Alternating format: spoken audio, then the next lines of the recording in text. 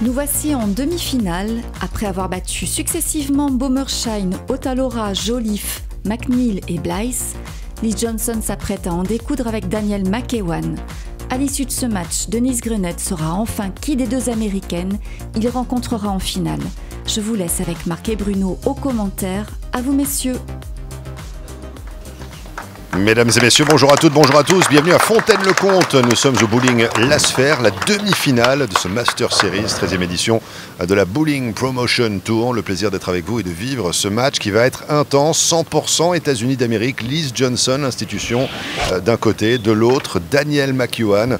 On va planter le décor dans quelques instants plus en détail avec Bruno Bidon, ancien joueur de l'équipe de France, premier joueur français à avoir évolué en PBA. Un match de rêve et nous n'en sommes qu'aux demi-finales, Bruno. Merci Marc pour cette introduction. Effectivement, un match de rêve. On a un match de très très haut niveau entre deux joueuses professionnelles.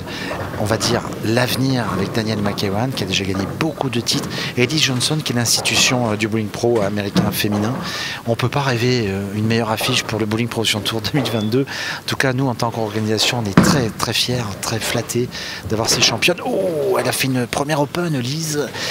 Et c'est vrai que ce qui est intéressant aujourd'hui, c'est de voir si l'expérience va battre la jeunesse. Alors sur l'aspect juste, on va dire, de la saison actuelle sur le circuit pro US, l'avantage est quand même à Danielle McEwan. Oui, bien sûr. Danielle McEwan, vainqueur de l'US Open 2019, 7 titres PBA, qui va lâcher sa première boule. Alors l'avantage de la piste est par contre du côté de Liz. Ah, superbe. Ouais, super strike. Et au-delà du strike, c'est profiter de l'opportunité parce qu'elle a vu l'open frame laissé par Liz et elle arrive à complètement mettre un coup d'arrêt comme cela. C'est ça. Strike d'ouverture et elle peut doubler avec la deuxième frame tout de suite. Tout de suite et se détacher effectivement.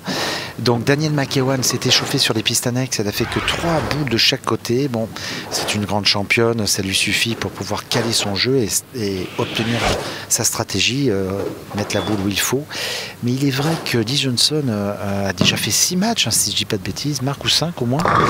On va faire les comptes en direct. En direct parce que mais elle peut avoir un petit coup de mou. C'est-à-dire un peu se dire à un moment donné, je connais bien la piste, mais un petit coup de fatigue. Et comme les joueurs qui arrivent sont nouveaux, ils sont un peu plus frais tout simplement.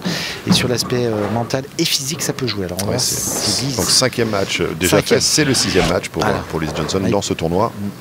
On peut avoir un petit coup de fatigue quand même. Hein. Oui, bien sûr. Sachant qu'aujourd'hui, elle a fait 1, 2, 3, 4, c'est son 5e. Eh oui, et là elle attaque avec 2-9. Hein.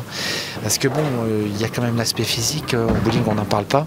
C'est très mental au départ, mais quand vous arrivez à la 8e, 9e ou 10e partie d'un tournoi, il se passe que si vous avez une petite fragilité quelque part au niveau physique, tout de suite le mental lâche en fait. Et comme c'est un jeu mental, eh bien, vous passez à côté. Alors c'est bien, c'est ressaisi tout de suite sur le spare.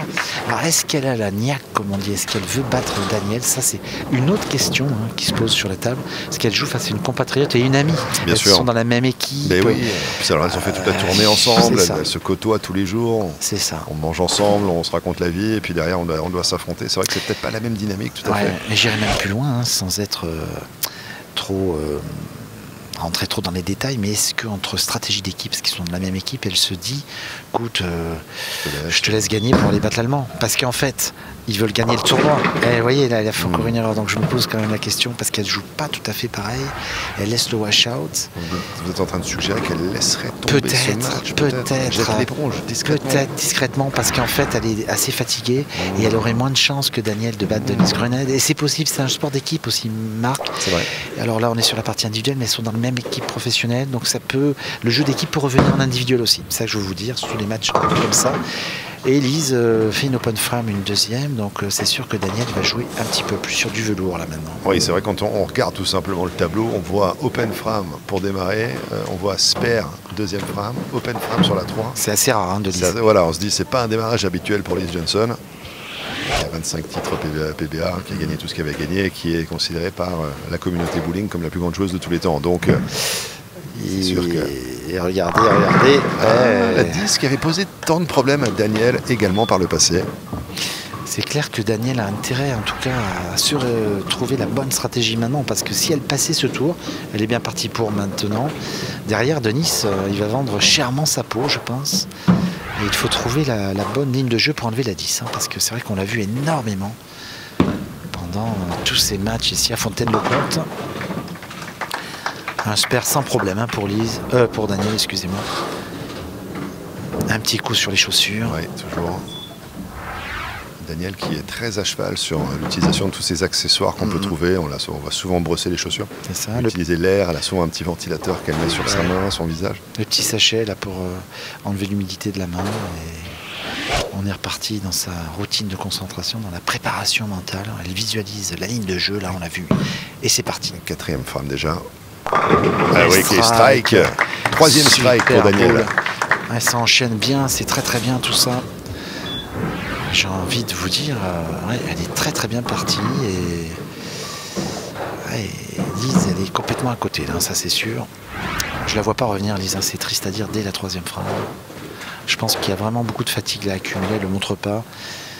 Et fatigue aussi mentale. Hein. Ouais, ça fait longtemps qu'elle est là, sur ces pistes. C'est fort possible. Elle est mieux jouée la boule là. Ah, la dernière qui danse là aussi, mais qui ne tombera pas.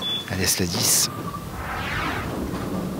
Alors attention, il y a la finale derrière. Le huilage a vraiment évolué là. Hein.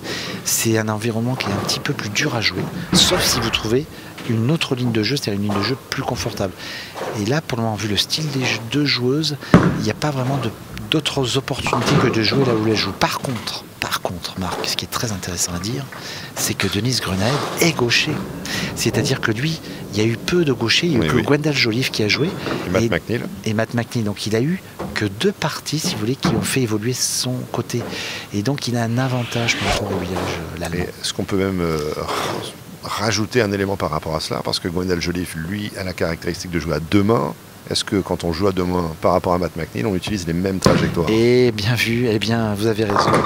On n'utilise pas les mêmes trajectoires. Bien joué, Lise. Se relance quand même, on ne sait jamais. On n'utilise pas les mêmes trajectoires. Du coup, il y a encore moins. Exactement, exactement. Encore moins de l'huile utilisée. Voilà. Donc tous ces paramètres comptent dans ce sport.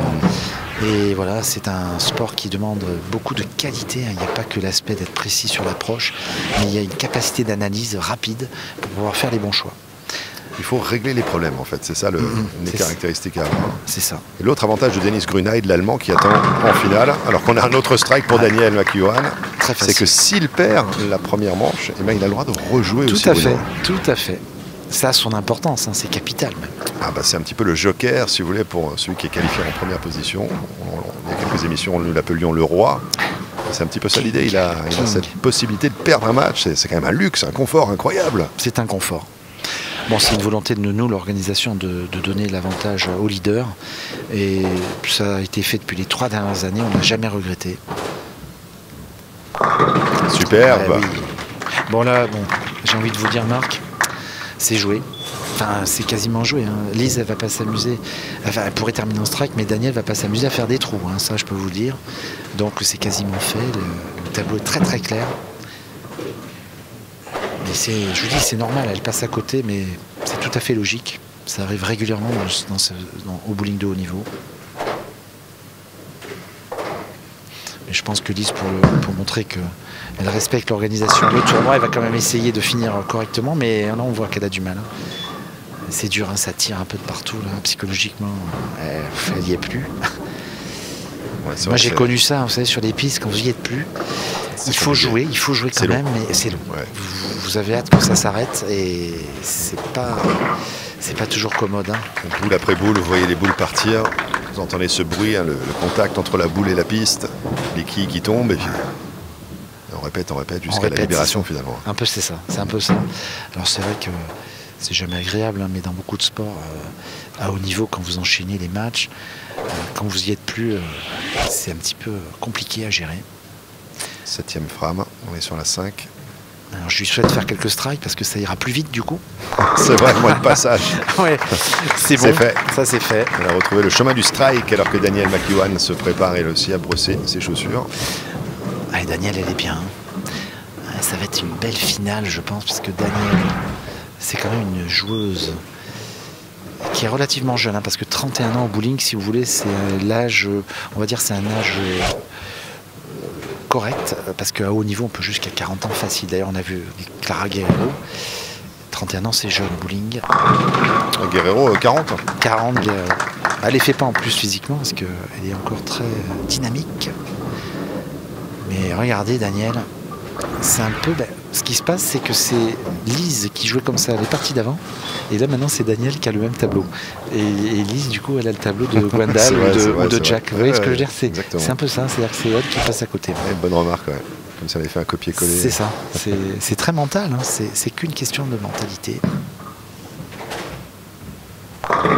Daniel qui laisse une quille à 10, qui est debout, la rebelle. 10, la récalcitrante. Ah oui. On la laisse souvent à cette quille 10. Elle avait quand même une séquence impressionnante de 4 strikes d'affilée, Daniel. Ouais, quand je jouais, je demandais souvent au bowling de m'enlever la 10, mais ils voulaient pas. Ils n'ont pas voulu. Non, ils n'ont pas voulu. Ils n'ont pas voulu tordre le règlement pour vous, Bruno, je comprends pas. Non, ils n'ont pas voulu. Je ne comprends pas. Elle a fait, oui, sans problème. Parce qu'elle a raté tout à l'heure, hein, Daniel. Là, qui dit, je crois, un match en équipe. Mais elle a raté qu'une fois, du coup. Hein. Alors. Ça enchaîne hein, quand même ce match. Cette demi-finale, donc comme il n'y a pas photo, elle joue beaucoup plus vite, il y a moins de pression, on le voit la différence hein, tout de suite. C'est clair, c'est net. Oh, elle a écarté la boule en plus. Ah, oui, elle n'y est plus du tout. Ouais. Bon, elle a quand même joué, vous imaginez les matchs qu'elle a fait hein, jusqu'à présent. Elle a été... C'était un parcours exemplaire. Hein. Ouais.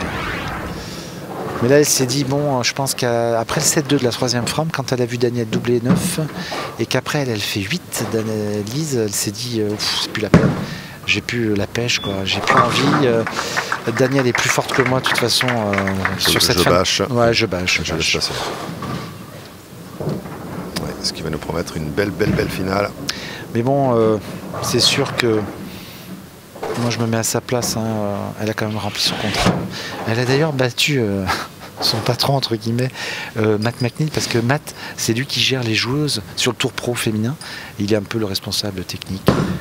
Il s'occupe des boules. Et du coup je pense que c'est rigolo d'avoir vu ça. C'est vrai. C'était sympa. Elle devrait un peu le chambrer ce soir, je pense. Ah, il va y avoir règlement de compte en off. C'est vrai que si elle voulait jeter l'éponge, elle aurait pu le faire face à son patron aussi. C'est vrai. Dans un bon esprit américain de compétition, elle a décidé de montrer qu'elle était capable d'aller au bout. Ouais. Et Matt a été très élégant dans la défaite. Hein, oui, bien sûr. Voilà, on laisse une brèche à un membre du temple de la renommée. C'est Lise Johnson en face, hein, c'est sûr. Exactement. Alors Daniel va terminer ce match. Alors ce qui sera intéressant de voir, c'est si elle fait des tests boules, parce que le match est plié. Et non, elle continue avec sa boule. Alors ça sera sûrement la boule de la finale. Elle ne change pas de boule pour le moment. Elle garde cette boule noire mat qui marche bien. Hein. Superbe. Pas de fioriture. La foundation frame pour Daniel McEwan avec un strike pour aborder dans les meilleures conditions possibles la 10e et dernière frame. Elle va faire un beau score. Elle peut nous faire 258 hein, encore. Donc c'est quand même des scores, parenthèse mise à part, hein, Marc, mais de très très haut niveau. Hein. Chaque match se gagne avec du 240, du 250. Hein. C'est très régulier. Hein. On a beaucoup de matchs importants. C'est sûr. Ah, il y en a une qui est restée debout. Ouais. Mais bon, le match était joué. On va sûrement avoir une petite réaction hein, de Lise Johnson. Je pense qu'elle va peut-être vous confier qu'elle était très contente d'avoir fait autant de tours, je pense, parce que même elle, peut-être, elle s'y attendait pas. Est-ce qu'elle sentait qu'elle pouvait aller jusqu'au bout? Ça, c'est une vraie question, peut-être vous pouvez lui poser. Oui, c'est vrai. Moi, au commentaire, quand je la voyais monter au fur et à mesure, je me suis dit, mais peut-être qu'elle veut aller au bout. Ouais. Et je pense qu'elle a peut-être lâché simplement mentalement, hein, tout simplement. C'est vrai qu'il faut rester mobilisé pendant un laps de temps très très long. C'est long. Il y a le mental, il y a le physique, parce que mine de rien, ça draine aussi. Et voilà. 237. Bon, bah, c'est une très belle partie quand même. Aucune erreur, hein, comme d'habitude, pour Daniel, pardon. Alors, du coup, quand on a deux femmes, on garde le score. Alors, il y a score. On rajoute les 8 Oui, on les rajoute. 245, quoi qu'il arrive. C'est la règle internationale. Et c'est bien, ça a bien enchaîné. Et on va avoir la finale juste après. Oh, regardez cette quille qui tangue un petit peu, mais qui reste dressée. En tout cas, Liz Johnson, félicitations, quel parcours. Ah ouais. On rappelle que Liv Johnson avait rejoint la compétition au 3e tour. Elle a battu Lindsay Bomershine 192-184, Manuel Otalora 254-249. Ensuite, elle s'est débarrassée du français Gwendal Joliffe 263-153. Avant évidemment de battre Matt McNeil 224-216 et puis Jack Blythe 221-201. Incroyable. Incroyable. Un sacré numéro réalisé par cette sacrée joueuse Liz Johnson qui va tirer sa révérence ici, en tout cas dans ce tournoi, à 180 le score final face à Danielle McEwan. 245, c'est la fin de l'aventure. Mais quel parcours pour la seule et unique Liz Johnson. Les stats de ce match, avantage au strike pour McEwan 7 contre 2, plus de spare pour Johnson 6 contre 3, au niveau des Open 0 pour McEwan et 2 pour Johnson, score final 237-172 en faveur de McEwan. Restez avec nous pour l'interview d'après-match de Liz Johnson.